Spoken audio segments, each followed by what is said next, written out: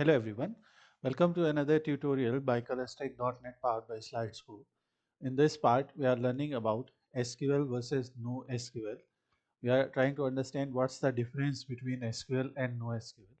This is a very important interview question also, and many beginners ask this question. So SQL, that stands for Structured Query Language, and NoSQL is not only SQL, are the two major types of databases, and each designed for different use cases. So we will give a simple breakdown of their key differences. So here we have mentioned their features, and then their definition for SQL database and NoSQL databases are given here. Structure wise, relational databases are there in SQL. So the tables have rows and columns. So let's see one example here for SQL database.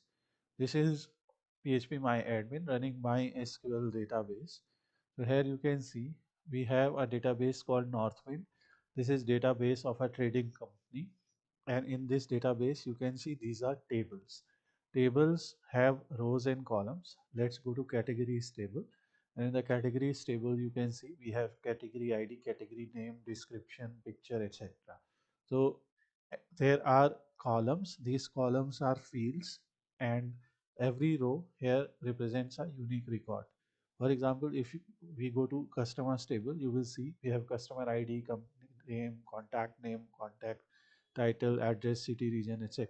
And every row here has unique record. Like every row represent record of a customer. Now let's say these customers make an order. So if you'll go to order table, here you can see order ID and customer ID is required. So that's how they are related with each other. So in one table, you will find a key that is linked to another table's primary key or main identity key. So this way, a relational structure is there between tables and databases. And this is one structured database. This is one SQL database. On the other hand, NoSQL databases are non-relational, and they have document, key value, and column family, graph, etc. like structure. Let's see one example here. So here you can see we can create a database just like that. So here our document will look like this. Okay. In this is example for a MongoDB, a NoSQL database. So in a database, there are different collections. Like in SQL, we have tables, they have collections, right? In a school management system, there can be collections like a student collection, teachers collection, subjects collection, okay? And in every collection, there can be documents. So to add one student, you have this key value pair like thing here. So for example, if we see, so here you can see this is like a document where we are entering records of users, like their ID, their name, their email, their age. So for other record also, for other records. So as we were seeing rows there, you know, as we were seeing rows in SQL database, here you can see we have a dictionary like structure where we have key value pairs.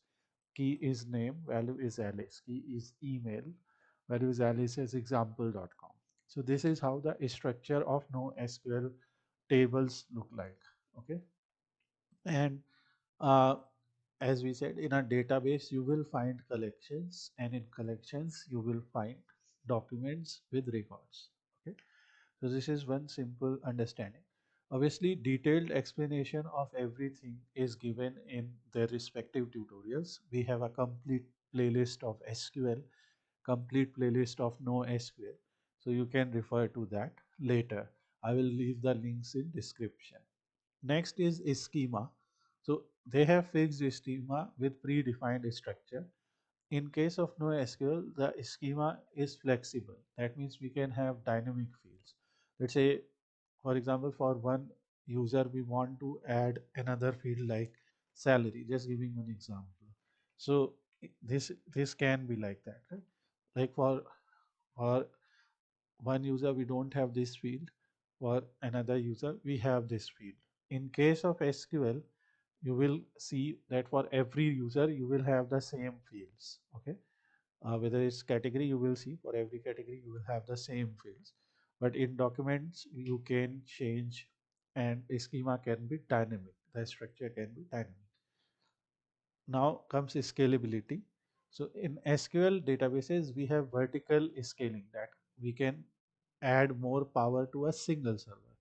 In NoSQL databases, there is horizontal scaling, that is distributing data across multiple servers. So that's how scalability can be done.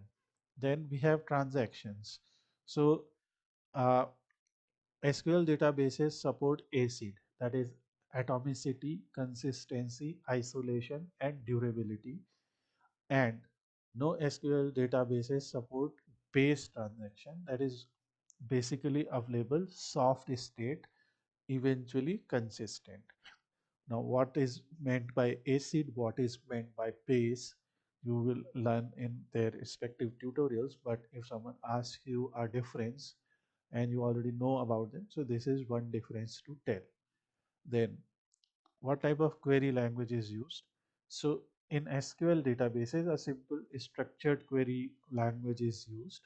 For example, let's say we want to find a customer from London, find all customers from London. So you'll write select star from customers where city is equal to London. So here you will run this query and you will get data of all those customers who are from London city. On the other hand, in case of NoSQL databases, it varies. It uses JSON, key value graph queries, etc. Right? It is little bit complex than simple query language, but it's just like this JSON. So, for example, if you have to get name, in JSON, like we will write dot get and then key name, right? So that we will see later. And it is also explained in databases how to query records. Now, what are SQL databases and NoSQL databases best for?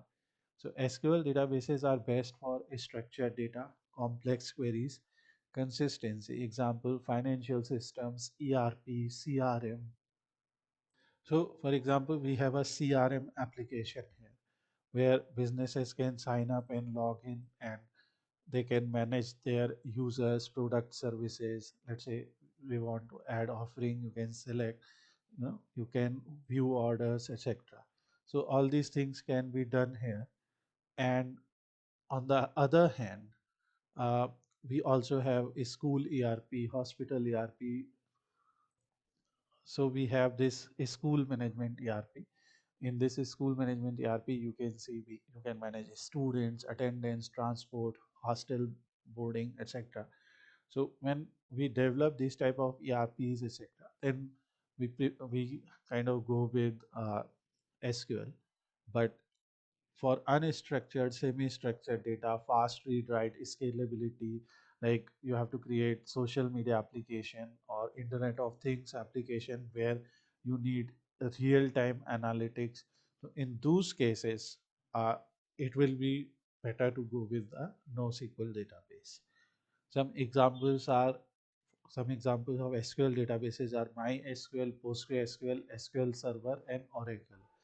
And examples of NoSQL are MongoDB, Cassandra, Redis, DynamoDB, Neo4j. MongoDB is one of the most popular NoSQL database, and MySQL, Oracle, PostgreSQL, SQL Server, all are pretty popular.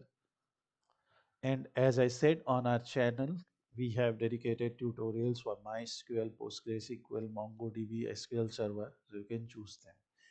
Now, when to use SQL versus NoSQL? You can choose SQL if data integrity and consistency are critical, example banking and accounting. And you choose NoSQL if scalability, flexibility, and speed are priorities. As we said, social media, big data applications, etc. So this was the simple explanation of core difference between SQL and NoSQL. So this will help you in getting started in either of them. Thanks for watching the video. Have a nice day. Please subscribe to our channel and like this video if you would like to receive more stuff like this.